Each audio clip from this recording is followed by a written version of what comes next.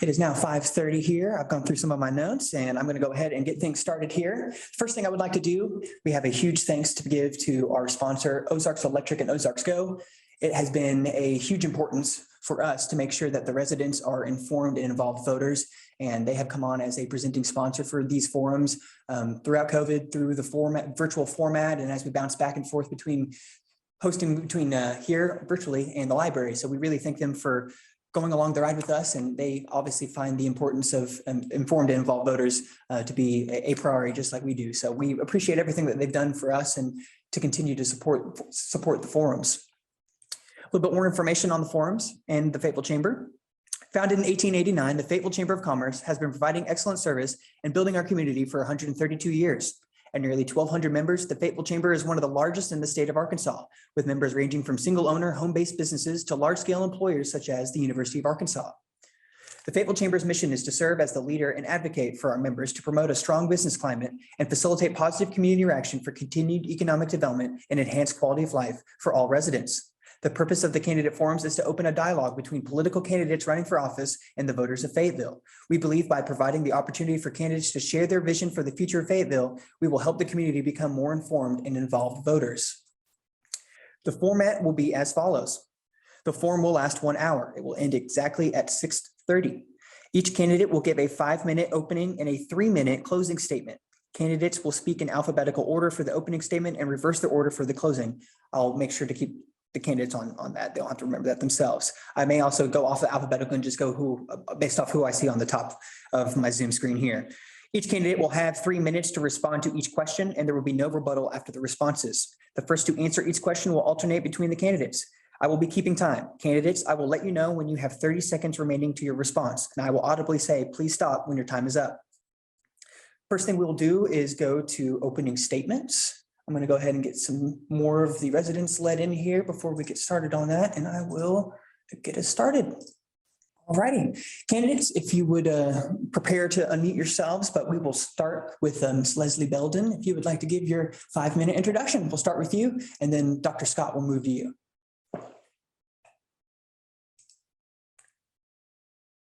We'll go ahead and ask you to unmute. There we go. Thank you. I couldn't, it's told me, yeah, you couldn't let me, but. I had too much control on it. Well, it keeps us in order. First of all, thank you to everybody, especially to the Chamber for putting this on and letting us be here. For those who don't know me, I'm Reverend Leslie Belden, and I'll share a little bit about myself. I'm a native of Eastern Arkansas.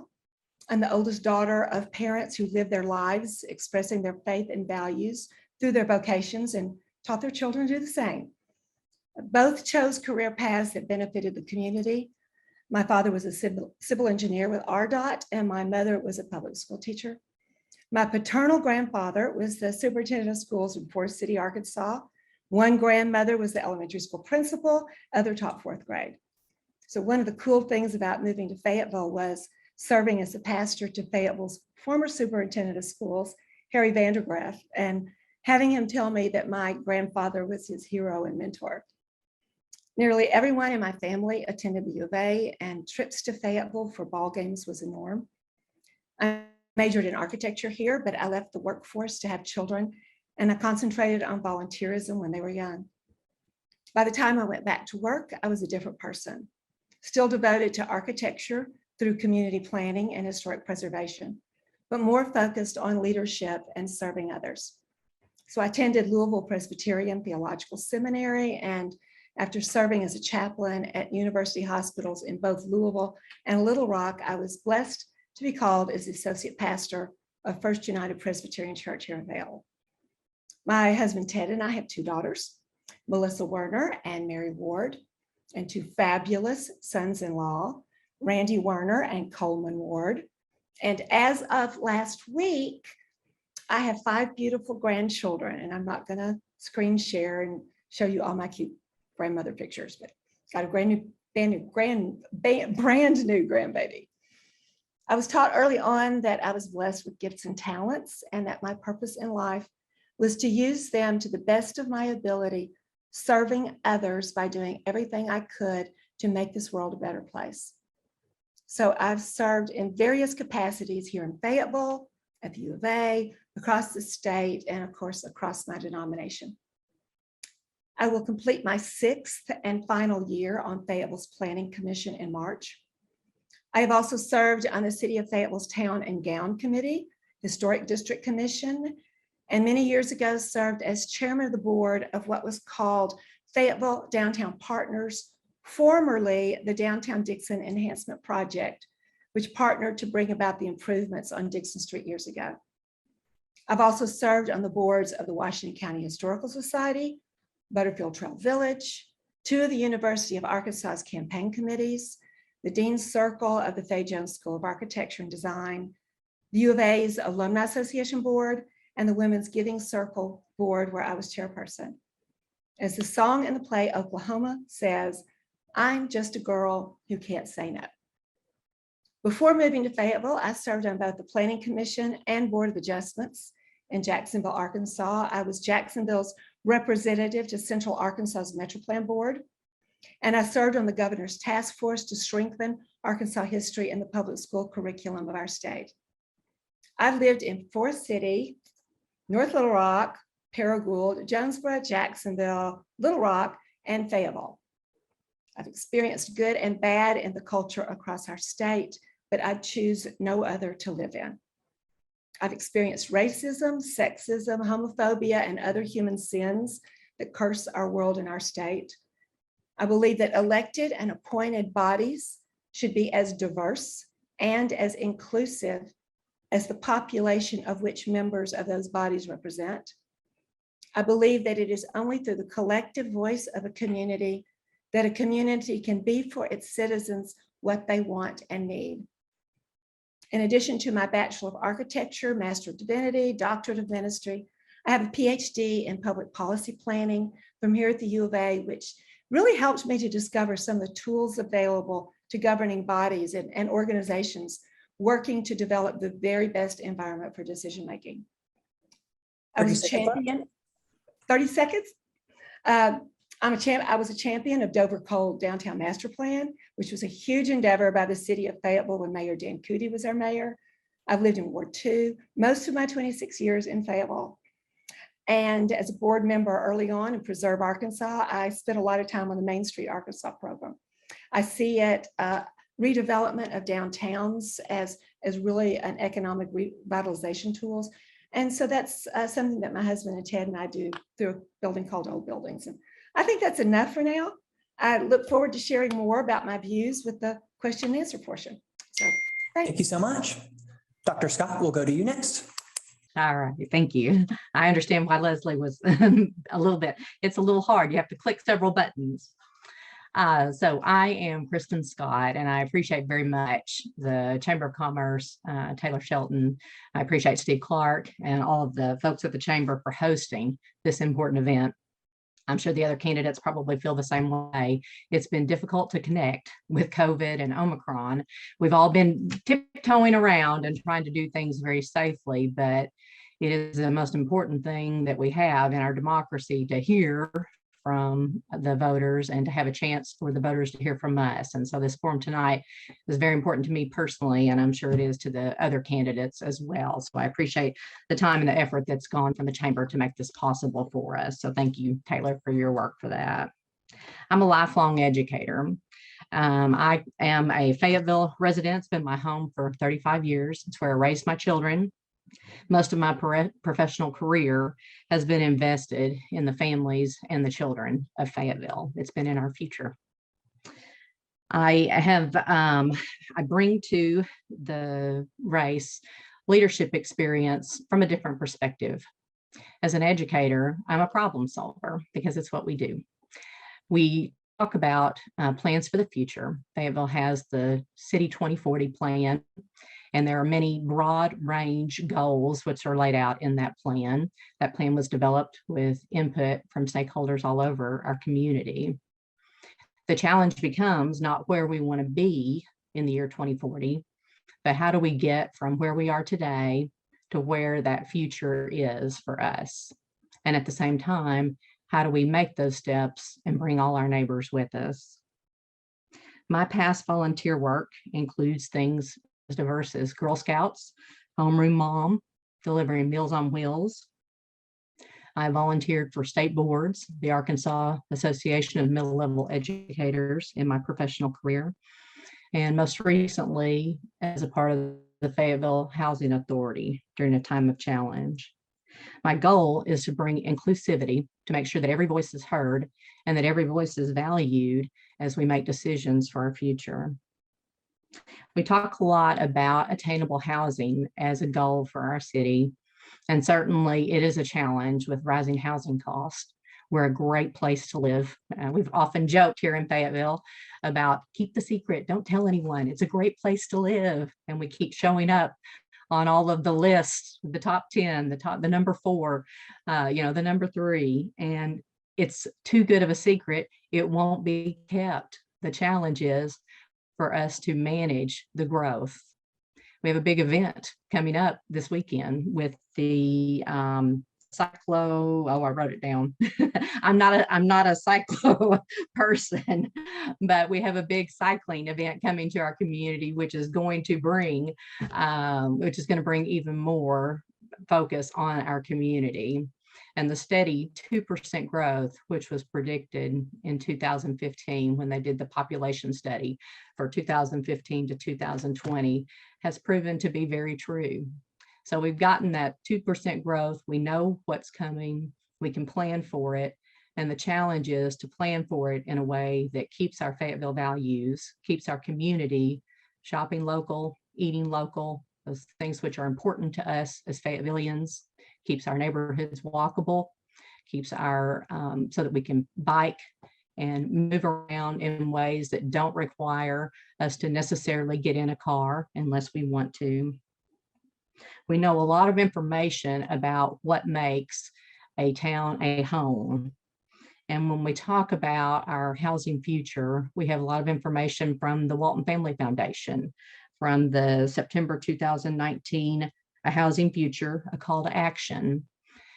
We know that it's going to take regional work to make a lot of the things happen that we want to see happen, but we can't control what other communities do. What we can do is to think globally, but act locally here in Fayetteville. And those first steps have been started by setting goals.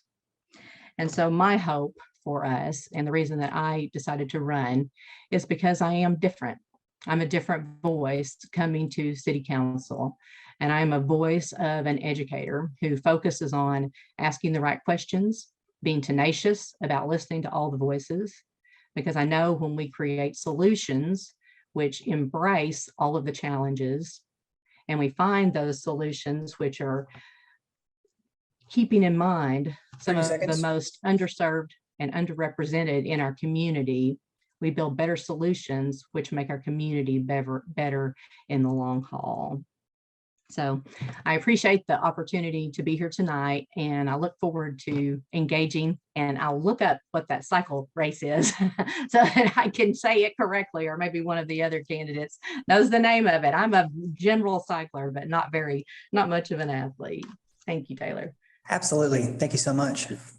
All right, last but not least.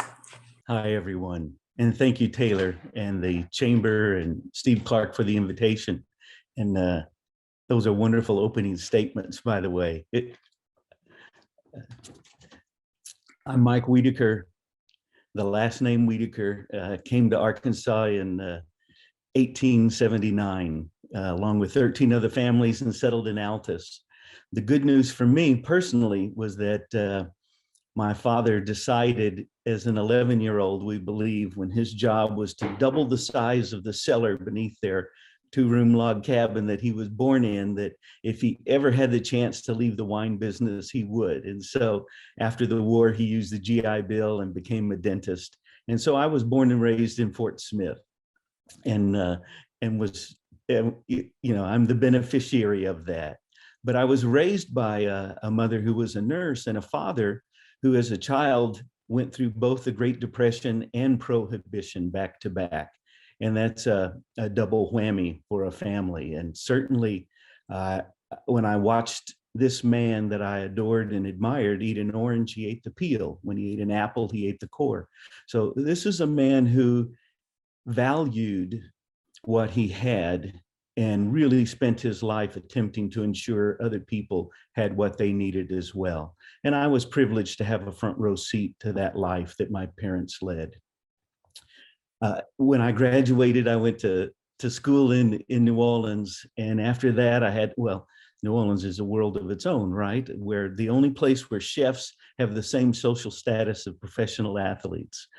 And from New Orleans, I had an opportunity to work in Little Rock and then Fort Worth. And from there, I had an opportunity to go to Southern California, where the majority of my career was then spent. During that time, I had the good fortune to have 3 children.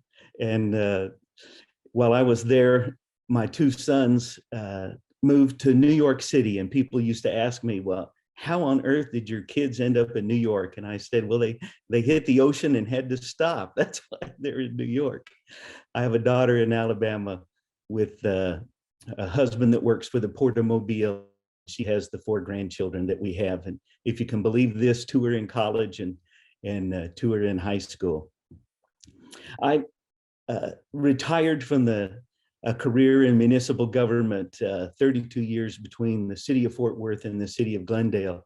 And I was ready to retire a little bit earlier. And my wife, Leanne, said, oh, go online and look at houses. Where would you like to live? And so she was able to ride the government mule for another 24 months because she persuaded me that it's in our interest to do some serious research. And I did. I had 2 years of looking at where do we want to spend the rest of our lives. And that includes the Carolinas, which are lovely, and Louisville and Lexington are delightful. And certainly many communities have a lot to offer.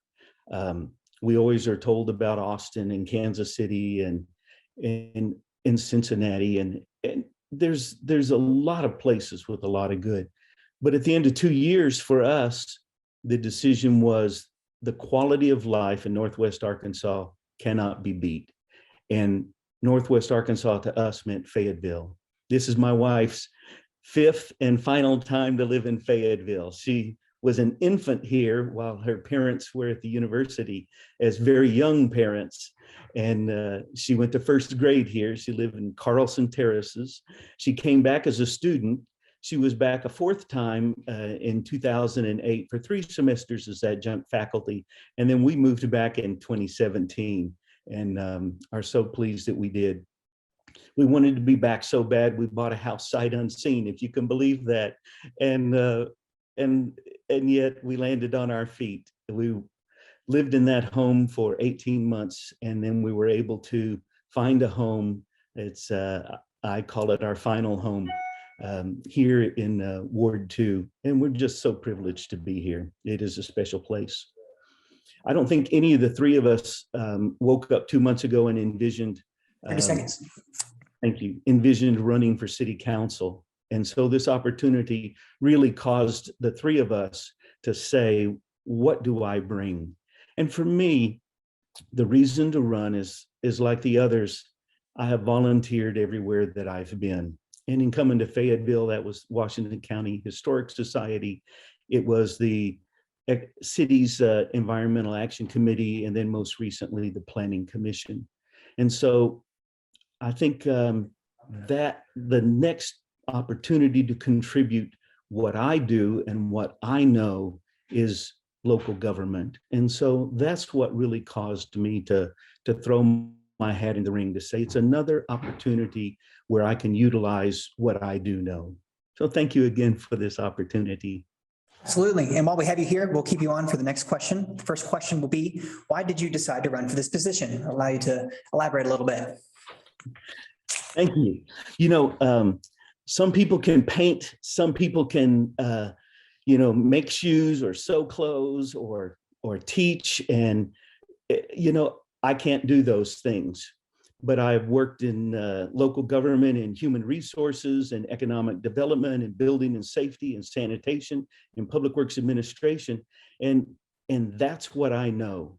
When I went to my 20-year high school reunion a few years ago, we had a young man one of our classmates come to the reunion that we had voted the most likely to die in prison, to be quite honest. And he showed up, and the guy is not only not in prison, he's an upstanding citizen. And to top it all off, he's a high school principal. And we said, well, man, what is going on? How did this happen?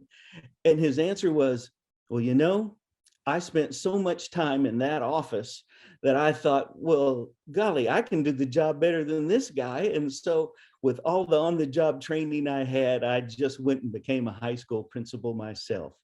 And so I've reported to city managers, I've reported to city council, I've had city council need me to be, as I call it, the king's whipping boy, and be the person that was wrong no matter what the issue was, because they didn't need to look wrong. And I knew eventually to not take that personally, that our goal was to solve problems. I ended up becoming just literally the person when you didn't have a manual telling you what to do, because it was going to be our first or new time to do it. This is the guy that you send out to meet with the community and figure it out. And so as a prime example, we had the regrettable Northridge earthquake. And what happens? I get moved to building and safety. I'm not an engineer. I'm neither an architect, but it really was about providing service and helping a community recover from a serious natural disaster and learning a new operation. And so the diversity of experience I have in local government led me to believe, the best way that I can continue to contribute is to take the tuition that I had paid to learn the lessons of delivering local government services and to offer those to the residents of Fayetteville. So that's why I chose to run. I'm certainly no better looking than anyone else. I doubt that I'm more intelligent than anyone else. But the one thing that I do bring is that experience on how municipality runs. Thank you. Thank you, sir. All righty, well, now we'll go to Ms. Belden for her answer to the question. I'll repeat the question. Also, a quick reminder for the candidates, at this section, you'll have 3 minutes to respond to each question. So we went to 5 to 3. I will, there we go. Hey, thank you for unmuting me. Yep, and I will ask the question again. Why did you decide to run for this position? Okay. Well, as I think I said earlier, I'm completing my 6th year on the Planning Commission. And beginning about 2 years ago, good friends among the city, in the city, were talking to me about running for the city council. They apparently appreciated my views on the Planning Commission. And I would say, my gifts, I was appointed to the Planning Commission. I'm going to use those gifts, and I'm going to complete that responsibility. But then, oh, well, so and so. And then I also really did not want to run against an incumbent that was already on the city council. In fact, so I thought, well, if someone decides not to run, at that time, I would consider running for the city council, because I do have the energy to give. I have a wide background in the city of Fayetteville, been quite aware of what's been going on for the 26 years I've been here. Almost didn't run because Mike is a good friend. And when I heard he was going to run, I said, oh, no, I'm not going to do that. But I kept having good friends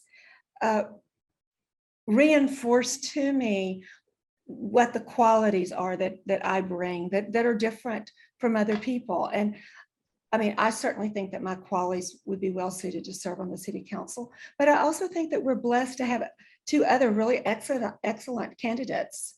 So anyway, when the vacancy came open and people talked to me, I utilize what's called a life coach in my profession. I'm a pastor.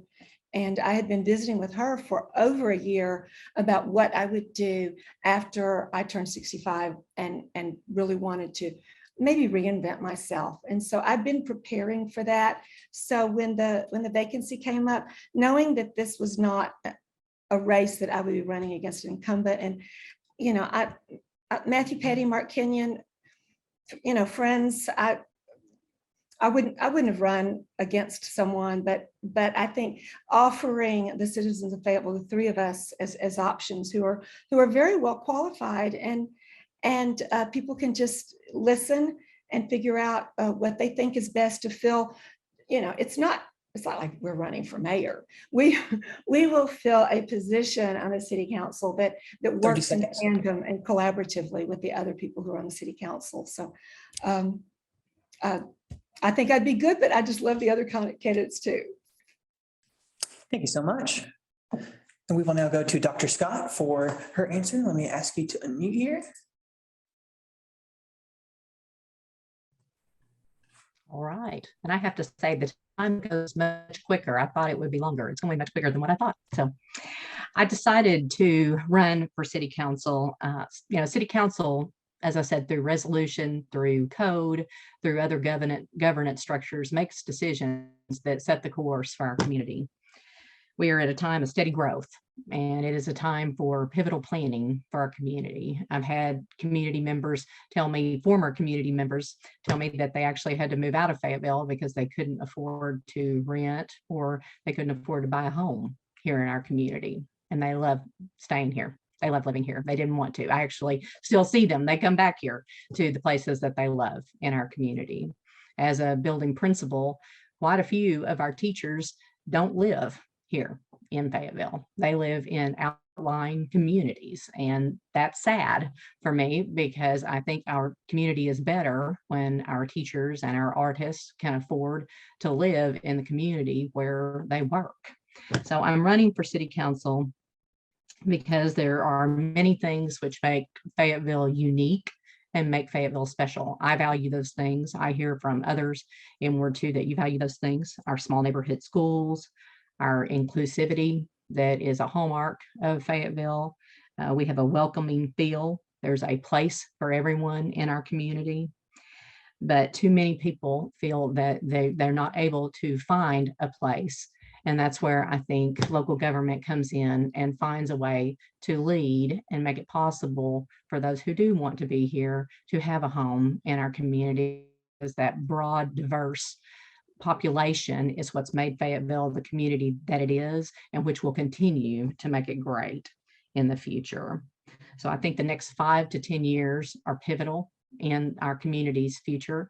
And I truly see that the decisions that are made in the next 5 to 10 years will determine whether my grandchildren decide to stay as adults and raise their own children here. I have 2 grandchildren and 1 more on the way, and they'll be making a decision about whether to stay here in Fayetteville or move somewhere else because it's a better choice. And I don't want that. Fayetteville's home, and it's a great place, and I want it to continue to be the great place that I chose as my home. Thank you. And we'll stay with you for the next question. That'll make things easier.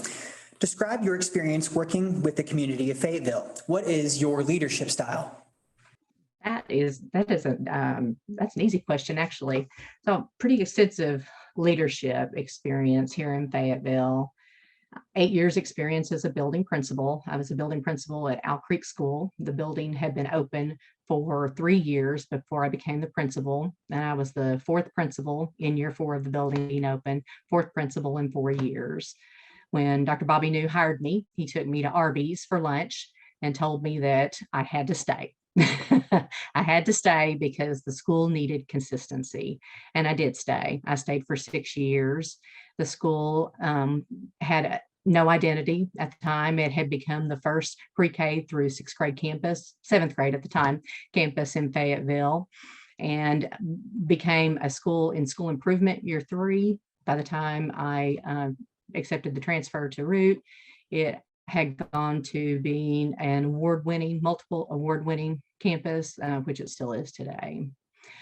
Root School, the 2 years that I was there, had the highest achievement that it's ever had since from the time it was named a Blue Ribbon School when Faye Jones was there. We were number 7 in the state of all the schools, not just elementary, but for academic achievement at the time that I was there. So my leadership style is to listen to those who are the boots on the ground, those folks who know what they're doing, to ask questions, to be inclusive, to listen to those hard answers, because sometimes those hard answers that you might really not want to hear are the very best ones that help you build a good solution that moves forward in the way that is the best for the community. My other leadership experience with the community are the volunteer experiences, which I described previously, the service positions.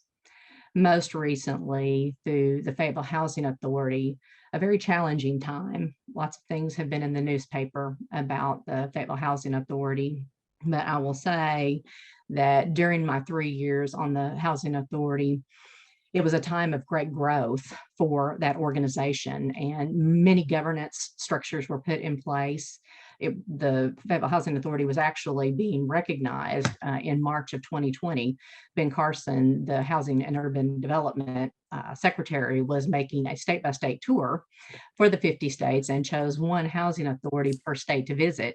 For Arkansas, it was the Fayetteville Housing Authority. And so it got canceled the week of COVID. It got canceled. And so he did not get to come to Fayetteville to see the great things that were going on. My leadership style is to empower those who know what is happening, what is going on, and to take steps, ask hard questions, and to hold accountability and make sure that we are transparent in all processes. Thank you so much for your response. We will now go to Mike for his question. You'll get the same question. Describe your experience working with the community of Fayetteville. What is your leadership style? Mute. There we go. Thank you for allowing me to unmute. In Fayetteville, as soon as we arrived, I immediately volunteered for the Washington County Historic Society, simply because I lived in the neighborhood in which the organization existed, and I needed to learn about more people. And in all honesty, the historicity and the wonderful architecture and old structures of Fayetteville are just part of its charm. Literally, I applied for the Environmental Action Committee simply because of my prior experience in California with recycling and with the environmental standards. I thought that might be a way to contribute, and was pleased to be appointed to that group in 2018. And while that's a committee that meets and makes recommendations to council, we've been active in invasive species removal in parks and things of that nature. And so that's always good to have a little sweat equity. I'm pleased to be a new member on the Planning Commission, where Leslie has served and set a good example. On the leadership style, that's an interesting question, because my story begins in the 9th grade on a little St. Anne's High School baseball team with Coach Mazzarelli.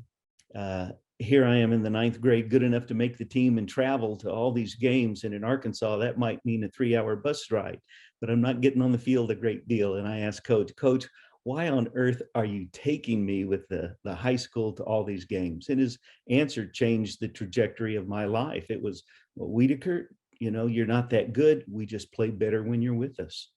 And my niche in life was never to be the superstar. It was to be the pat on the back, the encouraging word, or to be an antagonist to the opposing team's pitcher. When we underestimate the value of women in the marketplace or in an organization, we are devaluing 51% of the brain power on this planet and in our country. I had 3 sisters and a mother with a wicked sense of humor and a powerful personality who helped ensure that I valued the contribution of women, which was another extremely good lesson. So the majority of staff that I have actually worked with and had responsibility for 30 seconds. Women.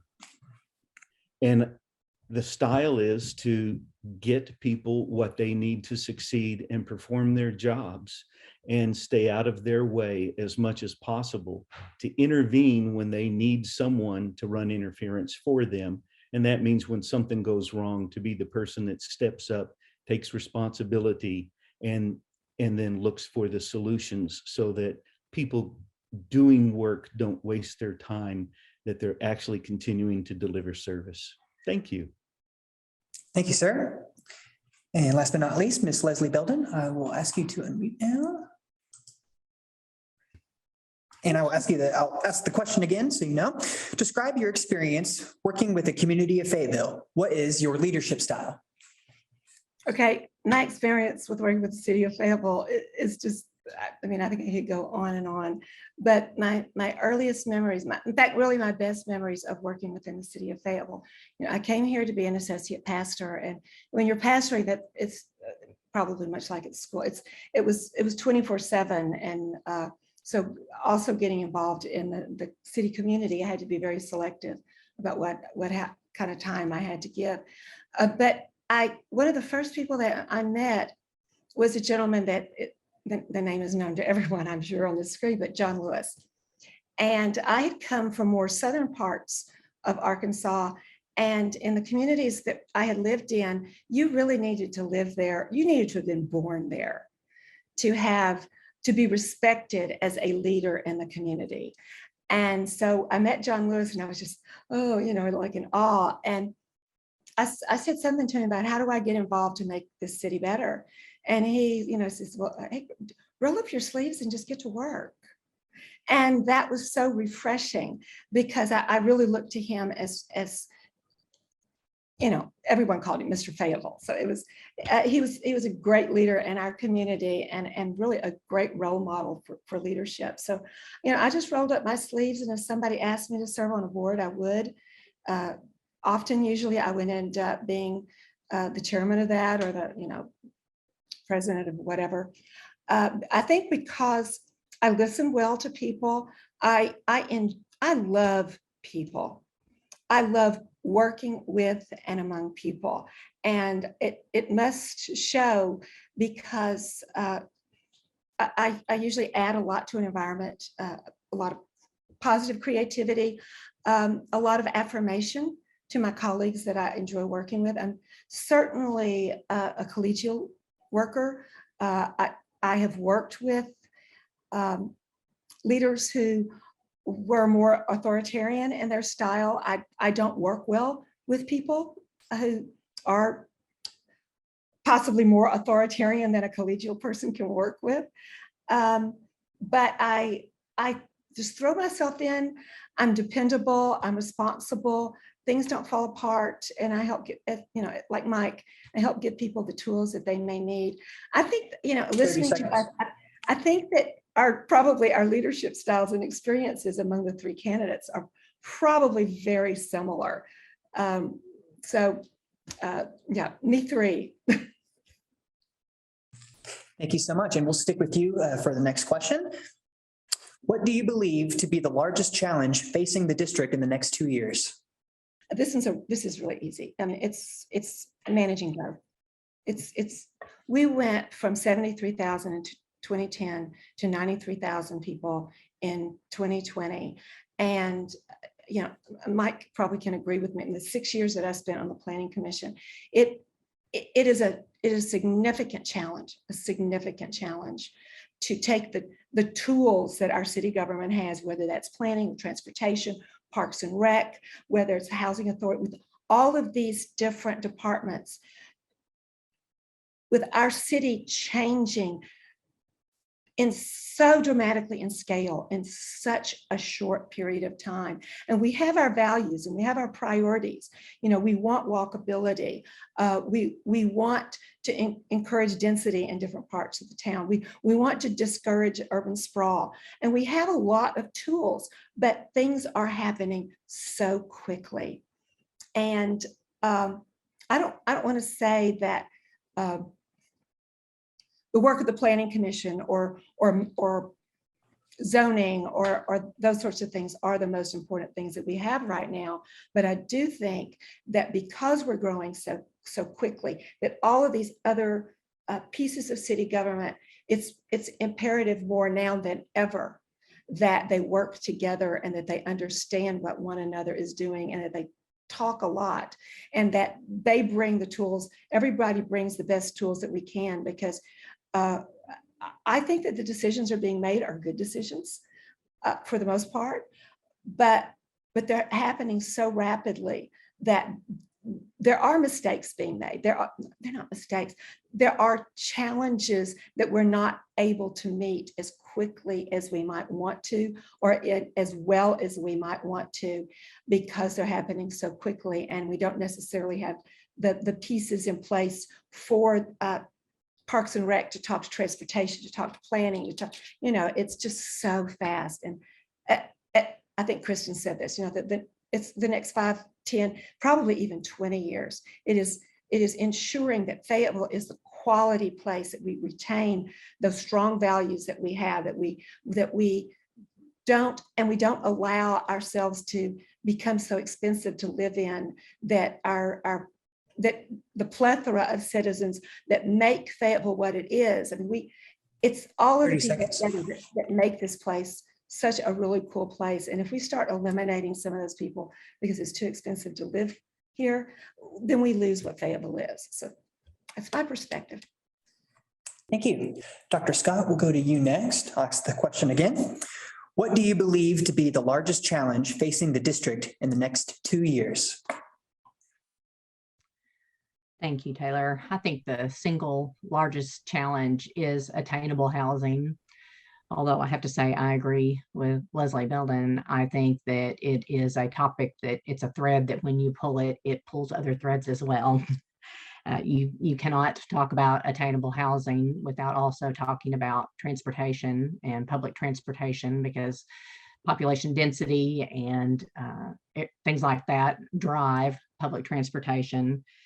We also need to talk about education when we talk about attainable housing, talk about workforce development, talk about attracting, talk about retaining talented workforce, those types of things. So all of those things are integrated into that conversation around attainable housing. But I think it's the single most important conversation that we're going to have.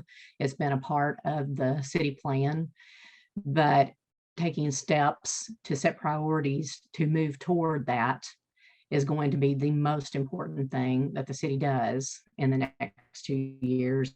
There's many disagreements about how that should happen.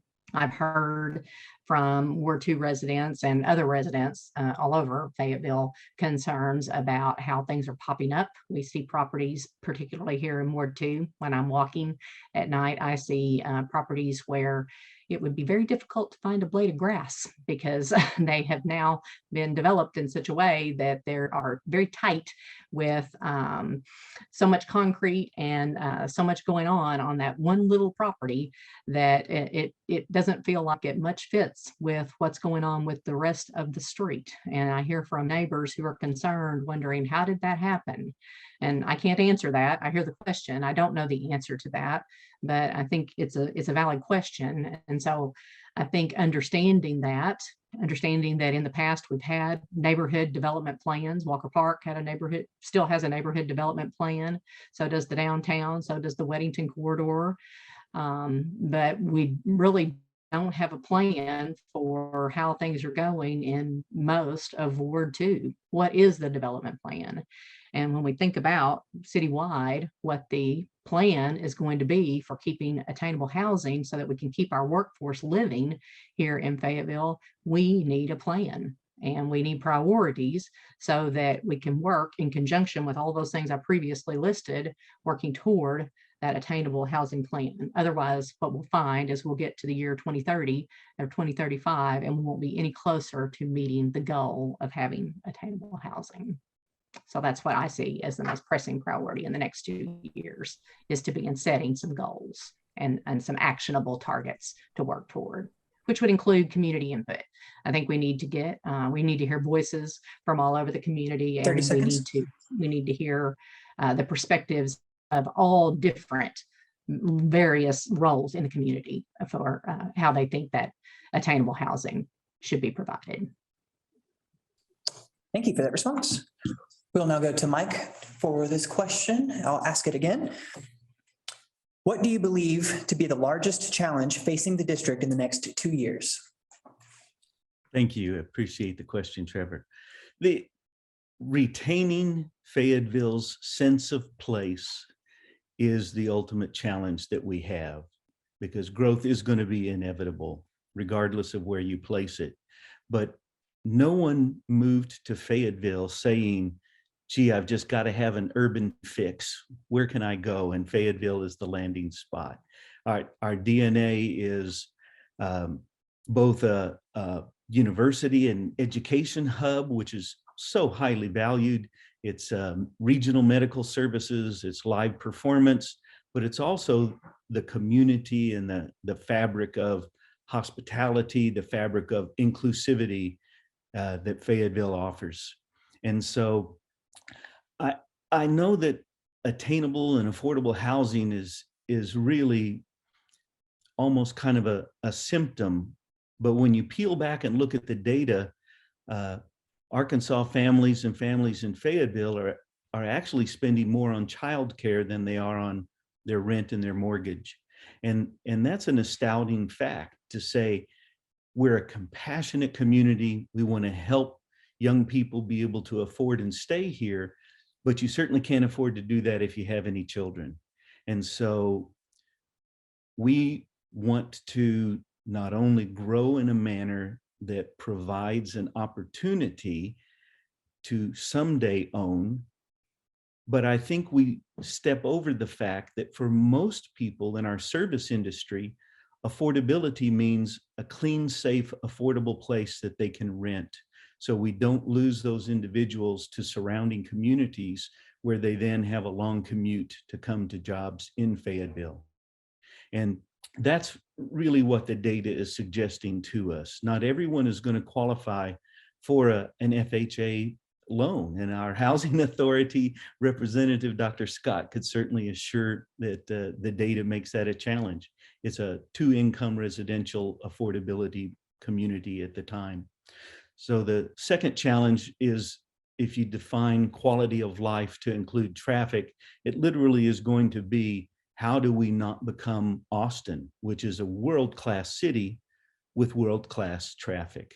And so for me, that means when we look at our planning, that we begin to take not just take traffic flows and traffic intersections and signals into consideration, but we actually look at, when a development is proposed, what is the current grade that the streets that will service that portion of town at? Streets are graded A through F, just like report cards in school.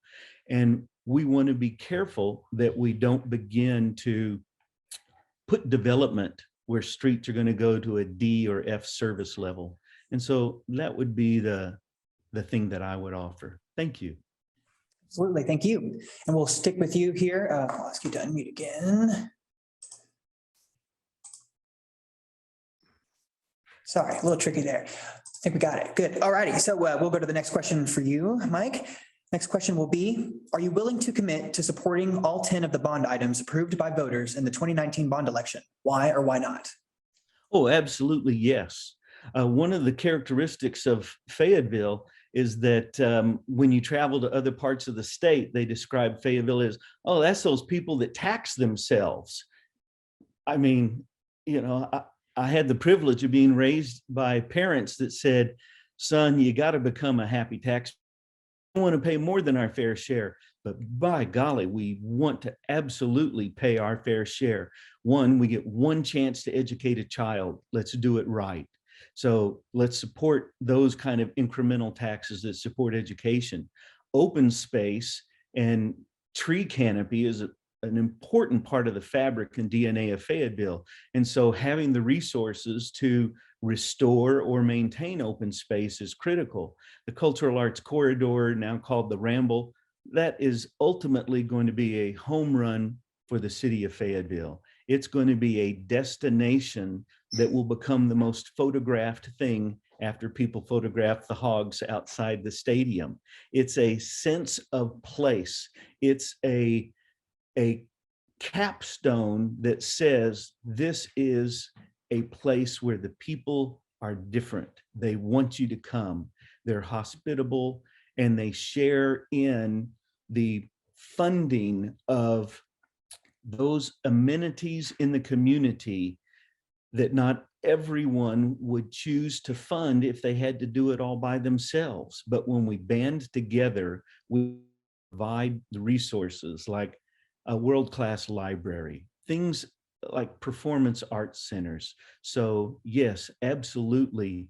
I am a proud member of a community that chooses to pay its taxes to pay off bonds for things that accomplish wonderful things for the city of Fayetteville. Thank you. Thank you. We will now go to Ms. Belden. I'll ask the question again. Are you willing to commit to supporting all 10 of the bond items approved by voters in the 2019 bond election? Why or why not? Well, the answer is yes, and the answer is because they were approved by voters, because the people of Fayetteville came out and they spoke. Now, that doesn't mean that every citizen of Fayetteville voted yes, but well, my faith group Presbyterians, you believe that in groups we make decisions and we abide by the decision of the group. And if you didn't agree with it beforehand, once the group has made that decision, you work with it and modify as you need to. But I'm excited, kind of like Mike, that people would actually have come out and supported the bond issue. And this bond issue has so much impact on Ward 2. I mean, it is such a significant impact on Ward 2. And it has its challenges because the growing pains to live into the programs and projects that are being supported by this bond issue, they make neighborhoods difficult for a while. It's challenging to put in place the different things that you said you wanted to have. And a lot of people are inconvenienced and maybe didn't understand that, well, this might mess up this area of town for a while, or this might mess up this area of town, or some people might be impacted in a negative way, even while the city as a whole benefits. So I think it's exciting. I think it's exciting to live in Fayetteville during this time when we are changing, we're moving in this cultural arts corridor. And I love seeing how the private businesses and the University of Arkansas, and it just seems to be going together just beautifully, so that maybe 10 years from now, it's going to be remarkable. So, you know, my main reason is the voters voted for it. Of course, I'm going to be supportive. All righty, thank you. Dr. Scott will now go to you. And just a heads up, after you respond, Dr. Scott, we'll stick with you and we'll start doing closing statements, starting with you. So for Dr. Scott, I'll go ahead and ask the question again. Are you willing to commit to supporting all 10 of the bond items approved by voters in the 2019 bond election? Why or why not? Well, so we have a problem, and it's much like the problem that we parents had when we hit the teenage years with our children who had to have braces. And you have no more income, but you have a lot more outgo. And that is what we have with the 2019 bond vote.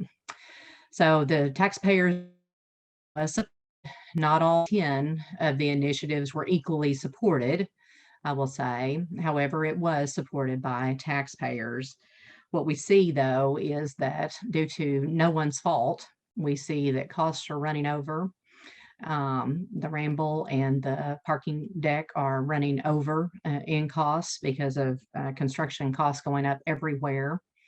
And I can anticipate that there are going to be some difficult decisions that have to be made. I know that they've already made decisions as a city council, or not as a city council, but recommendations from the city to the city council to tighten the belt in planning for the big projects, and also some of the smaller projects that are part of that 2019 bond, but trying to make the money go as far as it can. However, as costs continue to grow, I can anticipate that there are going to be some tough decisions made. And it's challenging because I do think that when voters make a decision and put their weight behind something, there's an expectation that action needs to be made. So that's not going to be an easy decision one way or the other.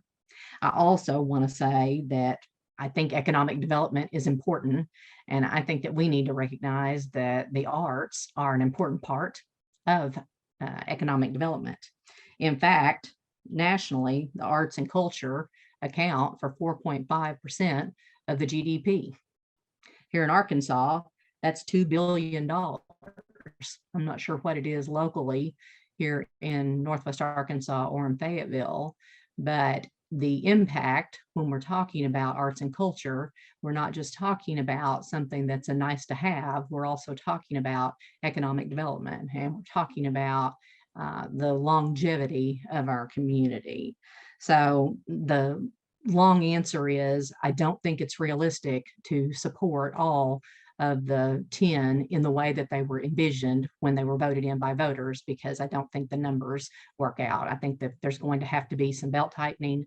And I think the reality is that we're going to have to find some ways to make the finances work. Thank you. And we'll now roll over into your closing statements. Reminder to the candidates, you'll have up to 3 minutes for your closing statement. Am I first? Is that what you said? Yes, Taylor? yes. Okay. All right. Very good. So I think that this race comes down to, you do have 3 public servants here who want very much to work with the city, to be part of your city government, and to be a voice for Ward 2. I am coming at this from a little bit different perspective. You have 2 folks who have some experience through the Planning Commission, and that is something that I have not served as a part of the Planning Commission, but I do have many years experience working with families, working in leadership roles in a variety of ways, and knowing what it takes to get a job done. And what I know is that asking tough questions, listening to a variety of voices, looking at information, staying on top of things, being transparent, making sure that information gets out and that we are fully aware of all of these public decisions. That is the way that we do the public's business.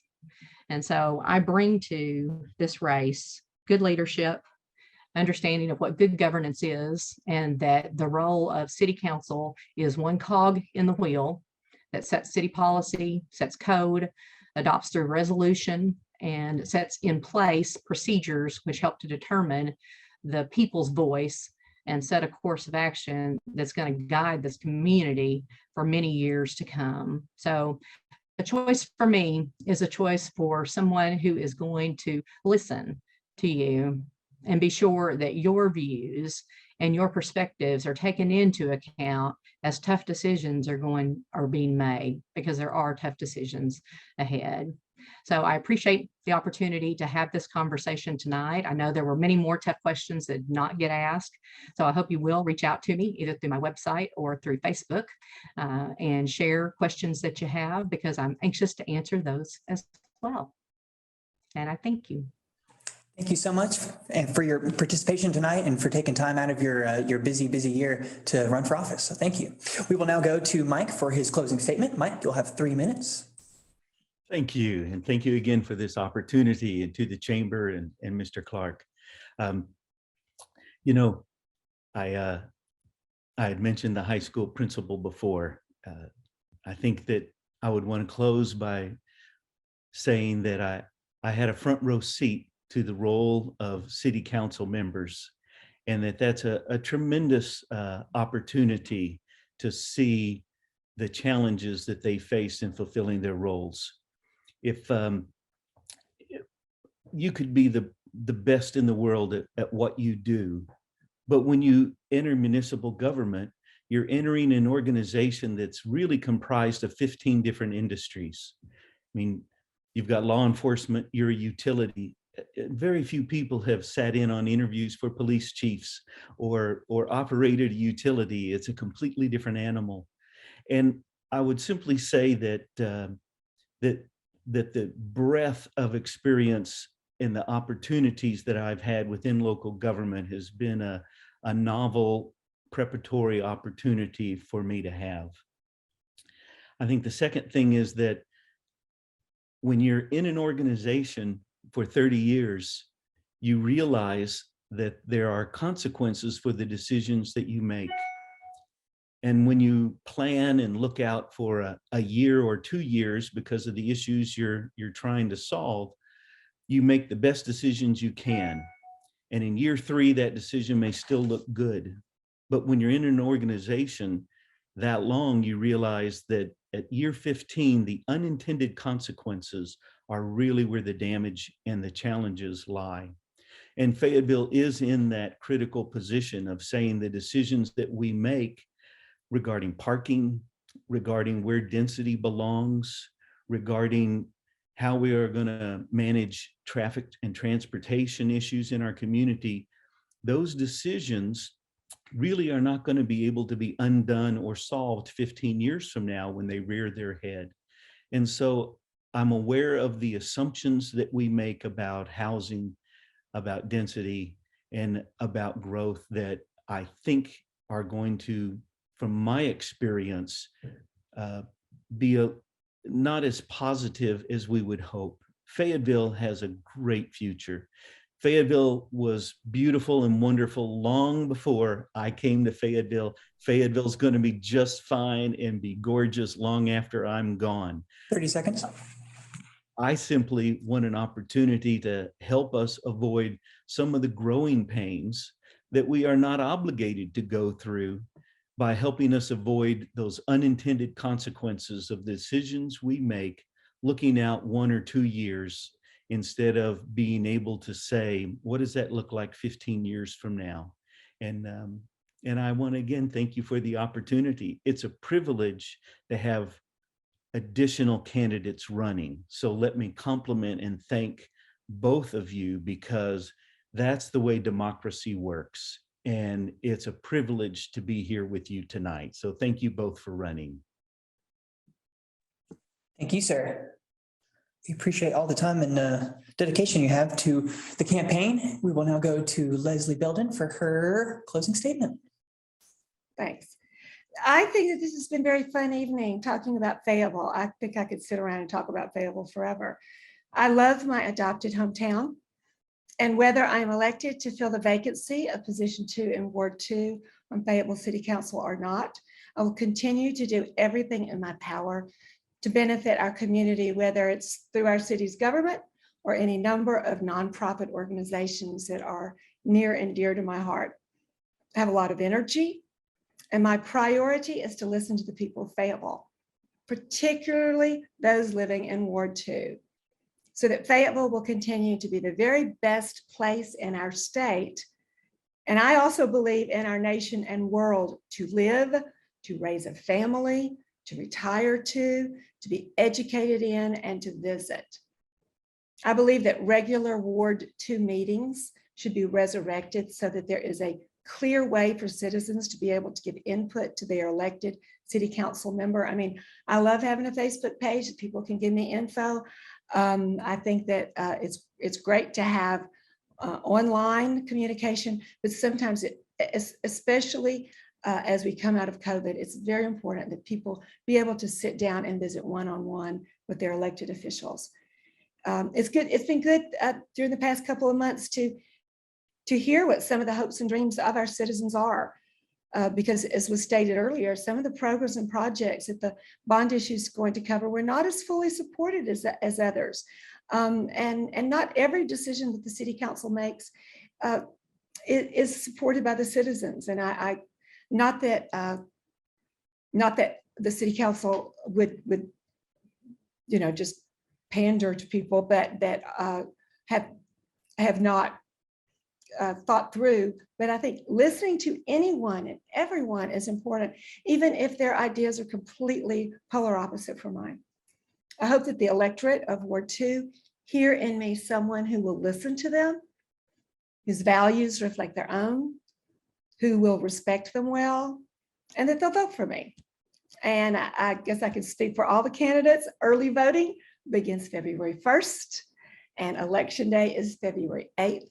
So I want to thank the Fayetteville Chamber of Commerce for offering this opportunity for the citizens of Fayetteville to learn more about the 3 candidates running for the vacated positions.